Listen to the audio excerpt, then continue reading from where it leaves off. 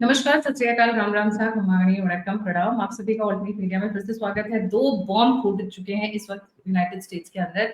CIA का इतना बड़ा बयान आया है कि वो बॉम्ब से कम नहीं है एंड पाकिस्तान को तार-तार करके रख दिया है। उससे पहले 15 दिन का जो टाइम मांगा है, दुनिया की सबसे powerful nation, super powerful United states of America के प्रेसिडेंट कहते हैं मुझे 15 दिन का समय चाहिए इससे पहले कि मैं कोई एक्शन लूं। ये 15 दिन में क्या करने वाले हैं? 15 दिन में तो वो एक देश को तबाह करके दूसरा देश भी खड़ा करने की पूरी ताकत रखते हैं, पूरी रिजीम चेंज करने की। तो ये 15 दिन is quite a long time in a you know specially in a moment of war. अगर नॉर्मल टाइम्स होता, पीस टाइम्स होता तो समझ में आता है भाई ठीक है, 15 दिन के आप 15 महीने ले लो, 15 हफ्ते ले लो, it is very okay. But 15 दिन specially when they are at war, एक तरफ ईरान एक तरफ इसराइल, दोनों लड़ रहे हैं, बॉम्बार्डमेंट्स हो रही है, टेल अवीव तबाह हो रहा है, उधर ईरान की सारी न्यूक्लियर फैसिलिटीज को टारगेट कर रहे हैं जहां जहां इसराइल कर सकता है। एक बहुत फनी स्टेटमेंट आया था इस बीच में, जब मोसाद का हेडक्वार्टर्स डिस्ट्रॉय किया गया तो ईरान ने बड़ा ट्वीट डाला, मोसाद हेडक्वार्टर्स डिस्ट्रॉयड। तो इसराइल का रिटर्न ट्वीट आता है कि हाँ, वहाँ खाली था, डिस्ट्रॉय कर लो, सारे तो सारे ईरान के अंदर बैठे हुए हैं। So this kind of things are going on very fast pace. Manish, a very warm welcome on the show. The platform is yours. Thank you Gayatri ji. जब भी ट्रम्प का ये स्टेटमेंट आता है कि 15 दिन मुझे समय चाहिए, और आपने सही कहा कि 15 दिन में तो अमेरिका एक देश को तबाह करके दूसरे देश में जा सकती है, तो आखिर ट्रम्प को चाहिए क्या, वो 15 दिन में होगा क्या, ये समझना बहुत जरूरी है। ट्रम्प हर एक सिचुएशन को ही looks from an angle of a businessman how to maximize it. इसका मतलब होता है कोई भी ऐसा जियोपॉलिटिकल इवेंट हो, उसका मैं मैक्सिमम उससे आउटपुट कैसे निकाल सकता हूँ। और इसका मैं एग्जांपल देता हूँ। जब वो प्रेसिडेंशियल इलेक्शन लड़ रहे थे तो उन्होंने कहा था कि मैं सीज फायर करवा दूंगा, रसिया यूक्रेन के वॉर को मैं एक बार में मैं खत्म कर दूंगा, दोनों को मैं ट्रेड ऑफर करूंगा। वो अभी तक होने से रहा। उसके बाद वो भारत पाकिस्तान के बीच में एक सिचुएशन होता है, और उस सिचुएशन का टाइमिंग भी बहुत इंटरेस्टिंग है कि वहां पे जब पहलगांव अटैक होता है, पहलगांव अटैक के 6 दिन बाद एक ट्रम्प की फैमिली ओन्ड क्रिप्टो करेंसी की डील होती है पाकिस्तान के साथ। और उसके बाद ट्रम्प 13 से 14 बार बोल चुके हैं कि मैंने यहाँ पे सीज फायर करवाया, जबकि वो सीज फायर अलग सिचुएशन में भारत ने ऑपरेशन सिंदूर को पॉज किया। और तीसरा, जब ये सारा चीज चल ही रहा था कि ईरान इसराइल का कॉन्फ्लिक्ट जो कि बहुत दिन से वो बॉइल्ड पे था, और ट्रम्प उसको कोशिश कर रहे थे यहाँ भी मैं क्या करूंगा कि बिना वॉर के साइड में सिचुएशन को मैं सॉल्व कर लूं, क्योंकि ट्रम्प इस सारे जियो पॉलिटिकल इवेंट में वो देख रहे हैं कि कैसे मैं मैक्सिमाइज करूंगा। और उसका मतलब है चाहे तो मुझे नोबेल प्राइज दे दो कि मैंने सारी जगह पे शांति स्थापित करवाया, या फिर अगर नोबेल प्राइज नहीं दोगे तो मैं वहां से $1 ट्रिलियन का बिजनेस अपॉर्चुनिटी क्रिएट करूंगा। अगर इस चीज को समझना हो, रसिया यूक्रेन वॉर में वहां पर जब ये ऐसा सिचुएशन क्रिएट हुआ था कि वहां सीज फायर होगा, वहां पे फिर से शांति बहाल होगी, तो यूक्रेन $1 ट्रिलियन का मार्केट है रिकंस्ट्रक्शन के लिए। उसके बाद ट्रम्प पाकिस्तान में जाकर के वहां का जो डील होता है क्रिप्टो डील, उस डील में सारा का सारा पाकिस्तान अपना एसेट्स को लिस्ट कर देगा उस क्रिप्टो उनका जो एक्सचेंज है। उसके बाद अभी जब ईरान और इसराइल का वॉर हो रहा है, वहां पे कहा जा रहा है कि 3 एंगल है। एक कि सिर्फ हम न्यूक्लियर फैसिलिटीज को, सिर्फ वो कोई न्यूक्लियर बॉम्ब नहीं बना इसलिए हम ये अटैक कर रहे हैं क्योंकि इसराइल के एग्जिस्टेंस पे सवाल है। दूसरा वहां पे है कि नहीं, सिर्फ हम इतना ही नहीं करेंगे, वहां के हम एग्जिस्टिंग रिजीम को हटा करके हम एक डेमोक्रेटिक रिजीम लेकर के आएंगे, जो और कोई नहीं, अमेरिका वेस्ट समर्थित शाह का जो फैमिली है रजा पहलवी का, उसको वहां पे बनाया जाएगा, वहां पे प्राइम मिनिस्टर या जो भी। और उसके साथ साथ एक और यहाँ पे एंगल आता है गायत्री जी कि अगर आप पूरा मिडिल ईस्ट देखें, ईरान पूरे अमेरिका का एकमात्र, अमेरिका को डिसिस्ट करने वाला फोर्स बचा हुआ है ईरान। उसके अलावा आप कोई भी कंट्री उठा लें, सऊदी अरब देख लें, वहां से $142 बिलियन का इन्वेस्टमेंट लेकर के जाते हैं ट्रम्प डिफेंस और एआई से रिलेटेड डील्स का। उसके बाद आप उठा करके देख लें कतर, वहां से तो 3300 करोड़ का प्लेन ही गिफ्ट में लेकर के चले गए ट्रम्प। उसके बाद फिर आप बाकी अगर देश जो देखें छोटे मोटे हैं, तो सारे अमेरिका के फेवरेबल कंट्रीज हैं। वहां पे ईरान एकमात्र देश है जो कि अमेरिका के अगेंस्ट में है या अमेरिका को रेजिस्ट करता है। और डी डॉलराइजेशन जो एक महत्वपूर्ण जो घटना हो रहा है, उसके लिए भी ईरान एक सेंटर बना हुआ है। तो इस सारे घटना को अगर आप देखेंगे एक एक परिप्रेक्ष्य में ला करके, तो ईरान को अगर अमेरिका यहाँ पे इस प्रॉब्लम को चाहे वहां तख्ता पलट कर दे, या फिर ईरान से कोई ना कोई ऐसा बिजनेस डील लेकर के ट्रम्प निकल जाए कि देखो तुम्हें मैं रहने दूंगा, लेकिन इसके बदले तुम्हें ये 4-5 चीज छोड़ना पड़ेगा, इसके लिए आपको समय चाहिए। और वही समय ट्रम्प यहाँ पर बाय कर रहे हैं। और इसका एक और पहलू है कि असीम मुनीर का पाकिस्तान से निकल के व्हाइट हाउस में जाना और वहां पे नाश्ता करना। उस नाश्ते में सिर्फ ये नहीं था कि वहां पे ट्रम्प तो मोदी जी को भी बुला रहे थे, लेकिन ये दिखाने के लिए कि ये देखो, ये मैंने इस दोनों देश के नेताओं को मैं साथ लेकर के, लीडर्स को साथ लेकर के आया हूं, मैंने सही में सीज फायर कराया। जिस बयान को सब खंडित कर रहे हैं, उनके अपने देश से भी, उनके अपने एडमिनिस्ट्रेशन से भी, और भारत ने तो ऑफिशियल स्टेटमेंट में बोल दिया कि मोदी जी ने ट्रम्प को क्या बोला है। तो अगर वो इंसिडेंट वहां पे होता, वो वहां पे घटना होती कि वहां मोदी जी जाते, ये एक ब्लफ था by Trump and Modi defused, prime minister Modi defused it. अब वो सामने आ गया कि इसका डिस्कशन वो होता क्या, उस आर में पूरा डिस्कशन जो हुआ है कि कैसे 900 किलोमीटर का जो ईरान का जो बॉर्डर है, बॉर्डर ईरान और पाकिस्तान शेयर करता है, कैसे पाकिस्तान को उस चीज के लिए दिया जाए कि भाई देखो, तुम्हें मैं कुछ सपोर्ट करूंगा, कुछ तुम्हें मैं मोरल सपोर्ट, कुछ पैसों का सपोर्ट मिलेगा, इसके बदले तुम्हें करना क्या है कि जब ईरान के साथ ये एस्केलेशन हो तो तुम वहां पे एक्शन लो। और एक चीज और समझना जरूरी है कि ईरान में बहुत सारे जो डिफेंस सिस्टम है वो चाइनीज हैं, और पाकिस्तानियों से ज्यादा उसका अंदर से आइडिया किसी और को नहीं होगा। और इसलिए शहबाज शरीफ को क्यों नहीं बुलाया गया, क्योंकि शहबाज शरीफ एक इलेक्टेड मेंबर है, चाहे वो इलेक्शन जिस भी तरीके से हुआ हो, Shahbaz Sharif has to look after his family legacy कि उनका पॉलिटिक्स बचा हुआ रहे। लेकिन अगर पूरा पाकिस्तान का जहां सेंटीमेंट है इसराइल के फेवर में, अगर इसराइल के अगेंस्ट में और ईरान के फेवर में, अगर वहां पे एक इलेक्टेड गवर्नमेंट ये डिसीजन लेता है कि नहीं, वहां पे मिलिट्री एक्शन या मिलिट्री एक्शन के लिए यूएस को सपोर्ट करेंगे, तो तख्ता पलट वहां पे वैसे भी हो ही चुका है, वो पूरा ऑफिशियली हो जाता, और वो पार्टी अगले 100-200 साल तक वहां पे सत्ता में नहीं आ सकती थी। लेकिन यहाँ पे असीम मुनीर के लिए अगले 6-7 महीना, साल भर का सवाल है कि वहां पे ही कैन डू दिस। और उसके साथ एक और वहां पे इंपॉर्टेंट आदमी था उस मीटिंग में मौजूद, गायत्री जी, वो था आईएसआई का चीफ, जो कि ये इंफॉर्मेशन वहां पे देने के लिए था कि अगर ये एक्शन अगर पाकिस्तान लेता है तो अंदर कितना बड़ा बवाल मच सकता है, क्योंकि पाकिस्तान में ऑलरेडी 3-4 चीजों के लिए बवाल मचा हुआ है। चाहे वो बलूचिस्तान का मुद्दा देख लें, चाहे वो सिंध नदी में जो पानी नहीं छोड़ा जा रहा है उसका मुद्दा देख लें, खैबर पख्तूनवा रीजन में अलग वहां पे पश्तून मूवमेंट चला हुआ है। तो ये एक तरीके से इनपुट था, और इस सारे चीज के लिए प्रिपेयर कितने दिन में होगा, अगर ये एक्शन लेना है तो कितने दिन में लेना है, और इन द मीन टाइम क्या ट्रम्प कोई और डील लेकर के आ सकते हैं जहां पे there will be an secretly deal, जैसे क्रिप्टो डील हुआ था पाकिस्तान में, और उस तरीके से वो अपने लिए कुछ ना कुछ फायदा वहां से निकल जाएगा, चाहे वो निकलेगा या फिर वहां पे एक यूएस समर्थित एक रिजीम सेट होगा, या फिर वहां तीसरा चीज एक और हो सकता है गायत्री जी, वो ये हो सकता है कि नोबेल प्राइज के लिए ट्रम्प का एक और बार नाम आगे जाएगा, क्योंकि उन्होंने एक न्यूक्लियर वॉर के वर्ड से उन्होंने हटा दिया है। भारत पाकिस्तान में भी same, he is claiming the same, here he is claiming the same. तो ट्रम्प के लिए हर एक सिचुएशन एक विन विन विन डील है, नथिंग एल्स। जी, आपको नहीं लगता है कि इसका एक और एंगल हो सकता है कि ये इसराइल और ईरान को वेयर आउट करने के लिए टाइम दे रहे हैं कि लड़ो, जितना लड़ सकते हो लड़ो, जब थक जाओगे, जब लास्ट में इसराइल पूरी तरीके से ईरान को, मतलब जितना 80-90% जितना वो वेयर आउट कर सकते हैं, क्योंकि ईरान की जो मिसाइल दागने की जो नंबर्स हैं वो घटते जा रहे हैं, अगर आपने देखा, they are on a declining trend. ये भी हो सकता है कि Iran is playing a tactic कि भाई US will come later, so we have to save some for US, क्योंकि ईरान के पास मिसाइल्स कितनी है किसी को एग्जैक्ट नंबर्स नहीं पता है, but they are said to be in thousands actually, not in hundreds, they are said to be in thousands. So एक ये स्ट्रैटेजी भी डिस्कस की जा रही है कि may be he is waiting कि भैया पहले लड़ लो, निपट लो, फिर हम आएंगे लास्ट में और देन क्रेडिट हम ले लेंगे कि हमने आपको बचाया है, इसराइल को बचाया, इसराइल की लॉबी को बचाया, इसराइल के देश को बचाया, इस तरीके का क्रेडिट, और साथ के साथ जो आप कह रहे हैं। जी बिल्कुल, ईरान की जहां तक आपने मिसाइल कैपेसिटी कही गायत्री जी, उसमें एक चीज बहुत इंपॉर्टेंट है समझना कि रसिया इसमें सीज फायर के लिए क्यों इतना उतावला है इस चीज में, क्योंकि जो बैलिस्टिक मिसाइल्स हैं वो वहां पे ईरान रसिया को एक बहुत बड़े क्वांटिटी में ईरान रसिया यूक्रेन वॉर के लिए भी सप्लाई करता है, क्योंकि ईरान का वो एक एक्सपर्टीज है, they are able to produce cheap ballistic missiles जो कि रसिया के कॉस्ट के 1/3 या 1/2 ऑफ द कॉस्ट में वो बना करके वो सेम ही मैग्नीट्यूड का इम्पैक्ट क्रिएट कर सकता है।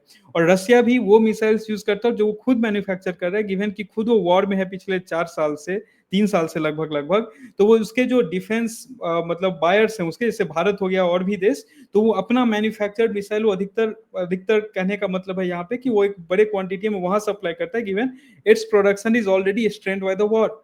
अब यहाँ पे जो आपने कहा कि दोनों को लड़ते लड़ते ऐसे हालत में आने दो, अगर आप देखिए ना भारत पाकिस्तान का कॉन्फ्लिक्ट, वहां पर भारत और पाकिस्तान, जेडी वांस का स्टेटमेंट टिल May 8 और 9 स्टेटमेंट वाज कि अमेरिका का इसमें कोई लेना देना नहीं है। फिर ऑल ऑफ ए सडन क्यों अमेरिका इतना क्रेडिट लेने के पीछे चला गया? क्योंकि जब पाकिस्तान पैनिक किया, जो उसके deputy PM Ishaq Dar already ही has told on the television कि हमने यूएई को भी डायल किया, हमने अमेरिका को भी डायल किया कि भारत को बोलिए वो थोड़ा पीछे हटे। तो सिमिलर सिचुएशन यहां भी ही वांट्स टू क्रिएट, जहां पे इजराइल और ईरान का जो आपने कहा कि कितने मिसाइलें किसी को नहीं पता, और उनका मिसाइल बिल्डिंग कैपेसिटी भी किसी को नहीं पता है। तो वो अगर जब भी ये सिचुएशन होगा 15 दिन में, जब ये लोग ऑलरेडी, क्योंकि दोनों देश उसमें एक थके हुए हालत में होगा, वो बिल्कुल सही एंगल है, वहां पे फिर पाकिस्तान, यहाँ पे अमेरिका जो है वो एक चौधरी बनने के लिए आएगा कि मैं यहाँ पे शांति करवा रहा हूँ, मैं यहाँ पे एस्टेब्लिश करवा रहा हूँ, और डोनाल्ड ट्रम्प देखो मैं डायरेक्ट, हमने पार्टिसिपेट नहीं किया, अब यहाँ पर ये जो है सो हम शांति करवा रहे हैं, न्यूक्लियर वॉर को हमने अवॉइड किया है, and that's why Nobel peace prize, Bharat Pakistan दो न्यूक्लियर कंट्री के बीच में वॉर था, यहाँ भी था, तो हमें वो मिलना चाहिए। और अमेरिका के लिए जब ओबामा को मिल सकता है नोबेल पीस प्राइज, तो ट्रम्प इसके लिए ट्राई कर ही सकते, गिवन द फैक्ट कि किसी भी देश में ट्रम्प के टाइम में कोई मिलिट्री इंकर्जन यूएस ने नहीं किया है।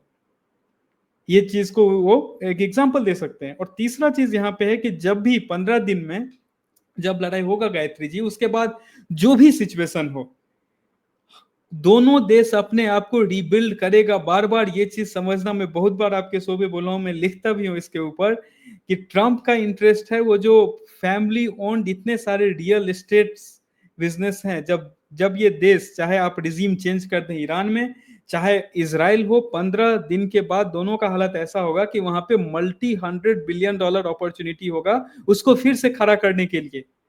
और सोचिए कि अगर 15 दिन में ईरान में रिजीम चेंज होगा तो वो कॉन्ट्रैक्ट किसके पास जाएगा? अगर इसराइल 15 दिन तक इस लड़ाई में रहता है और रोज मिसाइलें गिरती है, तो वो कॉन्ट्रैक्ट्स कहां पे जाएंगे? तो ये चीज समझना बहुत जरूरी है कि ट्रम्प के लिए he is not fool, he is not a fool rather. And second thing, Trump is also not someone कि आपको लगेगा कि आपके साथ है या उसके साथ है। He will do things, may be वो एक्शन आपके फेवर में जाए या नहीं जाए, because everything for him is a business opportunity. इतने दिन से पाकिस्तान को तैयार किया गया इस चीज के लिए कि प्रेशर लाइन क्रिएट हो ईरान पे, जिसको आज तक ईरान पाकिस्तान को अपना ये बोल रहा था कि ये स्टेटमेंट दिया था कि न्यूक्लियर वेपन अगर हमारे ऊपर यूज हुआ तो पाकिस्तान हमारे बिहाफ पे छोड़ेगा। अब ईरान को वो जो पट्टी आंख पे थोड़ा बहुत ट्रांसलूसेंट पट्टी था, वो उसको ये नहीं बोलूंगा पूरा कि एकदम काला पट्टी, वो खुल चुका है। तो ये सारा चीजें देखना पड़ेगा कि ट्रम्प्स एवरीथिंग ही थिंक उसके अंत में 100 बिलियन डॉलर का बिजनेस अपॉर्चुनिटीज होता है। और एक और चीज देख लीजिए, अगर ईरान कमजोर स्टेट में आएगा तो जो पैसा खर्च कर रहा है सऊदी अरब और बाकी जो देश ईरान से डर के अपने डिफेंस पे, वो सारा ट्रम्प एडमिनिस्ट्रेशन बोलेगी तुम अभी इन्वेस्ट करो यूएस में, डिफेंस में अभी तुम्हें उतना खरीदने का जरूरत नहीं है, उतना खर्च करने का जरूरत नहीं है, ईरान अभी तुम्हारे ऊपर अटैक नहीं करेगा, तो तुम हमारे यहाँ पे आकर के कंस्ट्रक्शन, डिफेंस, एआई एंड बाकी सारे टेक्नोलॉजीज में तुम उतना पैसा जो 100-200 बिलियन डॉलर डिफेंस में डाल रहे हो वो वहां तुम डालो। क्योंकि Trump is also doing one thing Gayatri ji, वो ये है कि जो ट्रेडिशनल लॉबी था जीओपी का, ग्रैंड ओल्ड पार्टी का, जो डिफेंस कंपनीज हुआ करती थी, उससे वो शिफ्ट होकर के अभी वो जो लॉबी, अभी वो जो गहरा राज्य है वो अभी जाके बनने वाला है। नए टेक्नोलॉजीज वो होंगे, एआई वो होंगे, क्रिप्टो वो होंगे, रियल एस्टेट्स, और ये सारा चीज उसी के तरफ इसको मूव करने वाला है। और ट्रम्प के हर एक स्टेप भी उसी के अराउंड होगा, हर एक स्टेप अगर आप उसको देखेंगे। क्योंकि हमेशा कहा जाता है, जो मैं तो एक्सपर्ट नहीं हूं इस डोमेन में, लेकिन जो एक्सपर्ट्स हैं वो बोलते हैं कि अगर आपको वॉर को देखना हो तो आप कैश फ्लो को आप देखिए कि वो किधर जा रहा है। और ये Trump has changed one thing कि ये कैश फ्लो अभी सिर्फ और सिर्फ डिफेंस कंपनीज को नहीं, ट्रम्प का जो अपना नया क्रिएट किया हुआ लॉबी है, जो क्रिएट किया हुआ फैमिली से एसोसिएटेड बिजनेस है, वो उसके तरफ कैसे मूव करेगा। अगर उसको फॉलो करेंगे, सारे वॉर, सारे स्टेप्स वहीं क्लियर हो जाते हैं। राइट, एग्री, बहुत कुछ हो रहा है। अच्छा, इसमें एक दंदनाता सा बयान आया है, एक सीआईए ऑफिसर सारा एडम्स, मैं ये पहले इनका थोड़ा सा बयान बड़ा कर देती हूँ, फिर उसको हम एनालिसिस वाले पॉइंट ऑफ व्यू से भी देखेंगे। सारा एडम्स लिखती हैं अपने ट्विटर हैंडल, जो कि अब एक्स कहा जाता है, told you that we don't need Bagram, we will bomb you from Pakistan in future, better tell al Qaeda to finish those mountain bases first. A very cryptic thing she has written. And that means CIA agent confirms Pak bases now sold to America to bomb Iran. Simple as that. इसमें देखिए Gayatri ji, I guess मुझे लगता है operation सिंदूर के बाद बहुत सारी चीजें खुल के सामने आ गई जो आज तक दबी हुई थी। वहाँ के मिलिट्री एक्सपर्ट बोलते हैं कि नूर खान एयरबेस और कुछ ऐसे जो एयरबेसेस हैं, वो एयरबेस कभी पाकिस्तान के आर्मी को भी जाने का उसमें इजाजत नहीं था। जैकोबाबाद भी उसमें से एक आता है जहाँ से यूएस अपना बहुत सारा मिलिट्री ऑपरेशन अफगानिस्तान में किया। और वो सारे ऐसे लोकेशंस हैं जहाँ से उनके उनके जो इवन कुछ फाइटर जेट्स हो गए, उनके कुछ न्यूक्लियर वेपन्स वॉरहेड्स ऑलरेडी वहाँ पे स्टार्ट थे, और जो ऑपरेशन सिंदूर के दौरान एक्सपोज हुआ, और चाइना भी जिससे काफी ज्यादा पाकिस्तान से चिढ़ा हुआ है उसके बाद से। ये जो अभी असीम मुनीर का जो यात्रा हुआ, उसको भारत में जो अपोजिशन है वो बोल रहे हैं कि ये मास्टर स्ट्रोक था, मोदी को सीधा औंधे मुंह गिरा दिया एंड ऑल ऑफ दैट। मैं आपको बता रहा हूँ, ये पाकिस्तान, जो last thing Pakistan wanted at this moment time was this. वो कैसे, क्योंकि जो एग्जैक्टली ये स्टेटमेंट उसको क्लियर करता है जो मैं बोलने वाला हूँ गायत्री जी, कि पाकिस्तान एक नाम पे अपने देश को कम से कम जोड़ के रखने का कोशिश करता था, वो था इस्लाम। कि हम इस्लामिक वो जो खलीफा बनना था, उसमें दो देश तुर्की और पाकिस्तान लीड लेना चाह रहे थे वो खलीफा बनने के लिए, कि सबसे बड़ा इस्लामिक मिलिट्री पावर है एंड ऑल ऑफ दैट। अभी जो ये घटना हो रहा है जिसमें कि अमेरिका के साथ असीम मुनीर का डिस्कशन, और उसको वो समूह कुछ पैसा कुछ ये दे करके उसको सिया सुन्नी का नैरेटिव बना करके वो लड़ाई स्टार्ट करवाने वाले, वो पाकिस्तान का जो लास्ट बाइंडिंग नैरेटिव था, क्योंकि वो आटा के लिए लड़ रहे हैं, पानी के लिए लड़ रहे हैं, आटा पानी के लिए लड़ रहे हैं, तो जो मोदी जी बोल रहे थे रोटी खाओ, रोटी कहाँ से मिलेगा, तो उसके लिए लड़ रहे हैं। ऑलरेडी उनके अलग अलग जो क्षेत्र है उसमें विवाद चल रहा है, तो ये इनका आखिरी स्तंभ था, वो भी टूटता हुआ जा रहा है। और जो ये एक्सपोज कैसे हो गए, वो ऐसे एक्सपोज हो गए कि जो इंडिया जब इनको मतलब ध्वस्त किया इनके एयरबेसेस को, अभी आ गया है नूर खान एयरबेस 4 जुलाई तक बंद है। ये उसी 15 दिन से एडअप हो रहा है गायत्री जी। नूर खान एयरबेस कल आया है कि अभी वो 4 जुलाई तक ऑपरेशनल नहीं है। ऑपरेशनल नहीं है सबके लिए, या ऑपरेशनल नहीं है सिर्फ पाकिस्तानी मिलिट्री के लिए। तो 15 दिन वो बाइंग चीज के पास, समझना बहुत जरूरी है। 15 दिन इसीलिए रोक के रखा कि पीछे स्ट्रैटेजीज बिल्कुल तैयार। बिल्कुल, ये 19 जून को है कि 15 दिन, और 15 दिन ही वो 4 जुलाई का डेट वहां से अडप होकर के आता है। और ऑलरेडी उसके ऊपर बयान आ चुका है पाकिस्तानी मिलिट्री एक्सपर्ट का कि उस एयरबेस पे तो पाकिस्तानी आर्मी भी नहीं जा सकता था कोई भी। तो ये सारा ऑलरेडी इसको दिया गया है कि तुम you get ready, make everything, और जो भी लॉजिस्टिक अरेंजमेंट है Asim Munir has to do for US, कि इफ नीडेड, अगर यूएस को इंटरवेन करना रहा तो यूएस वहां पे। अभी एक ईरान का स्टेटमेंट आया था गायत्री जी इस लड़ाई शुरू होने से पहले, कि हमें पता है कि यूएस का कहां कहां एसेट्स है, कहां कहां एयर बेसेस है, हम उस पर अटैक करेंगे सबसे पहले। अगर इस लड़ाई में यूएस, तो यूएस को इसमें बहुत हानि पहुंचेगी। तो ऑलरेडी यूएस को भी पता है कि वो बगराम एंड जो बाकी बेसेस हैं, वो पता है ऑलरेडी इराक में और बाकी जगह पे जो बेसेस हैं ईरान को। लेकिन ये जो सीक्रेट बेसेस बने हुए थे जिसका कि किसी को आइडिया नहीं था, वो सीक्रेट बेसिस ऑपरेशन सिंदूर में एक्सपोज होता है। एक्सपोज होते ही अमेरिका पैनिक करता है कि सीज फायर, पाकिस्तान पैनिक करता है सीज फायर। और अभी उसी बेस को इन ऑपरेशनल बता करके एक ऐसा डेडलाइन दिया गया है जो कि सीधा सीधा अलाइन होता है जो डोनाल्ड ट्रंप का डेडलाइन है, और वो इस चीज के साथ भी अलाइन होता है कि असीम मुनीर का वहां पे जाना। अब जो ये इवेंट्स अनफोल्ड होंगे, this event has been orchestrated by Trump, की वो कैसा होगा, बीट नेतन्याहू या फिर ईरान। अमेरिका हमेशा अगले 5, 10, 15, 20 साल के गेम में रहता है गायत्री जी, ये चीज हमें समझना पड़ेगा। कैसे उसने रसिया को ट्रिक करके एक 5 साल की लड़ाई में खींचा, अभी वही चीज ईरान के साथ वहां पे फंस रहा है। लेकिन एक चीज बस उसके इसमें पूरे प्रोसेस में आउट ऑफ सिलेबस आ गया, जो पहलगांव अटैक और उसके बाद जो ऑपरेशन सिंदूर का होना।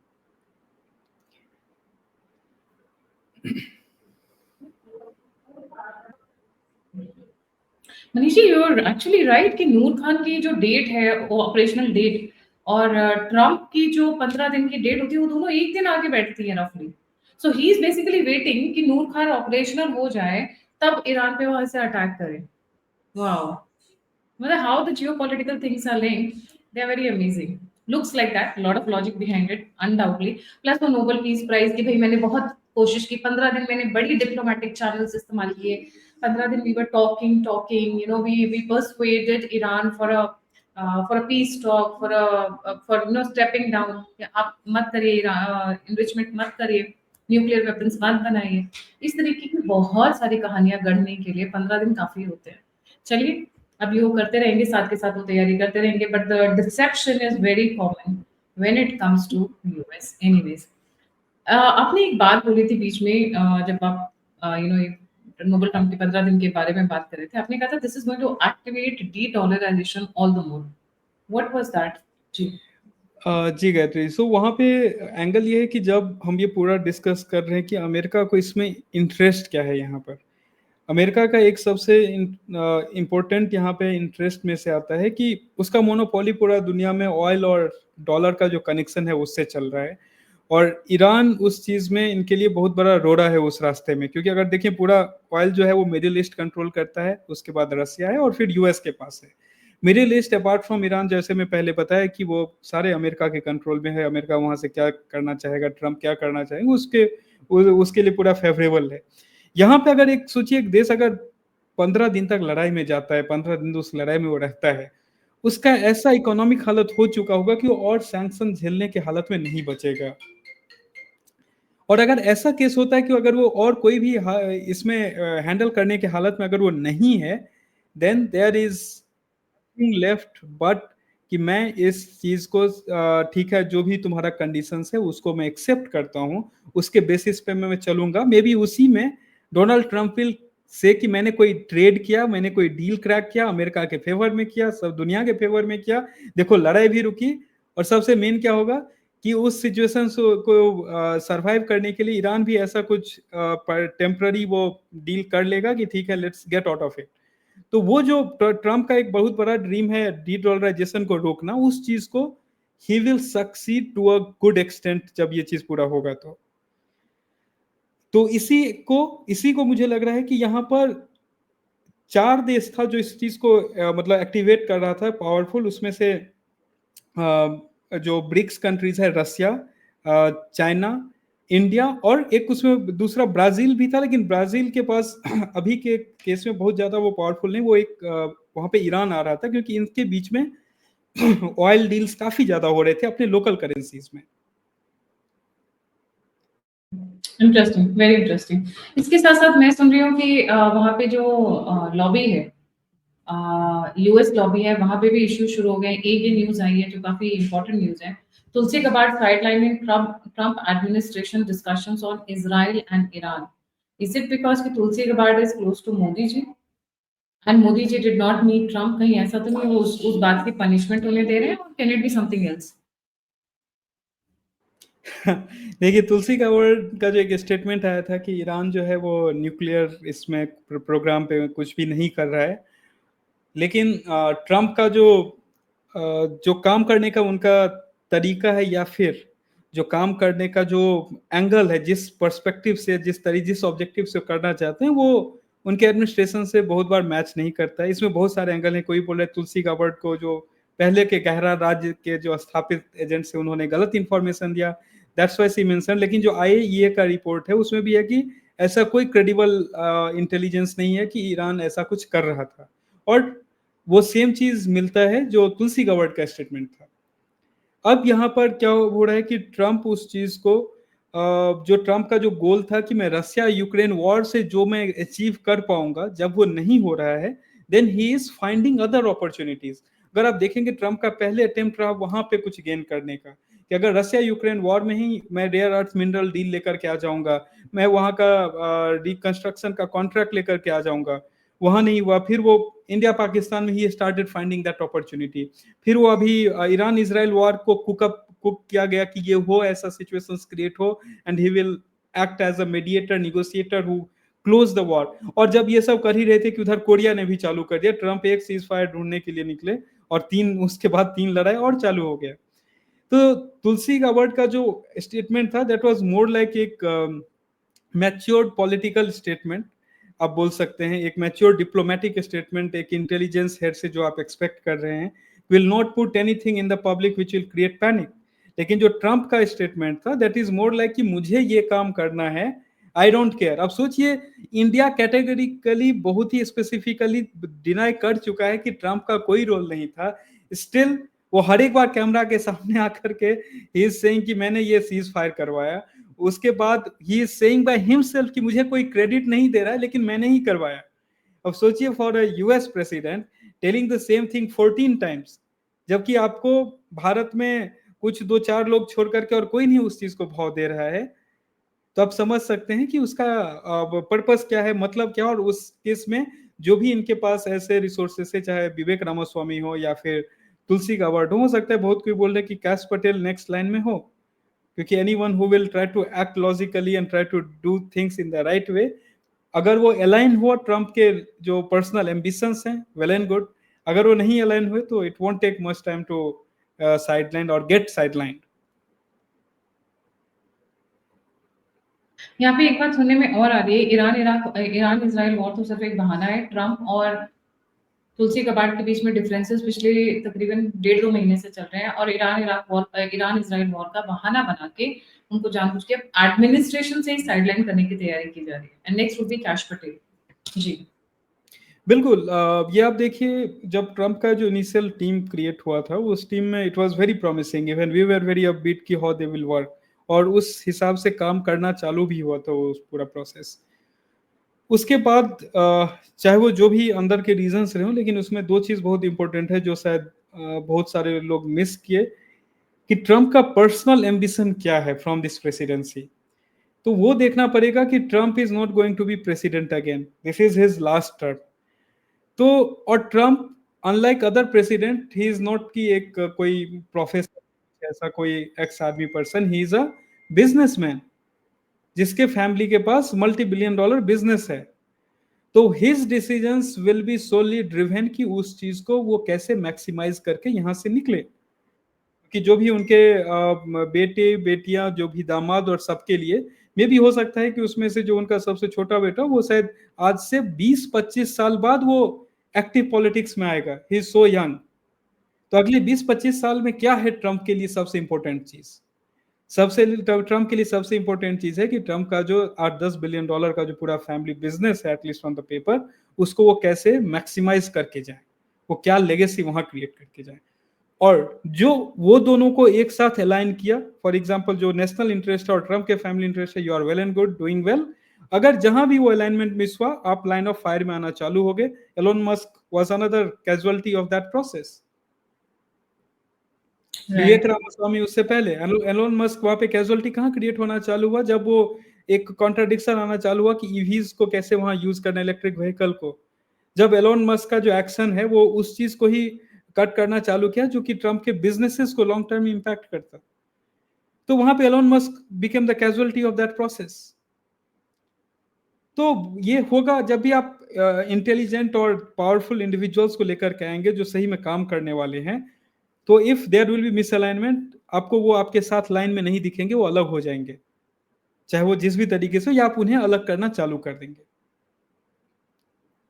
और हो सकता है गायत्री जी, इसमें आश्चर्य की बात नहीं होगी, 4 साल खत्म होते होते आपको आइदर ट्रम्प दिखेंगे या जेडी वांस, दोनों में से एक ही एडमिनिस्ट्रेशन में दिखे, दूसरा नहीं दिखे।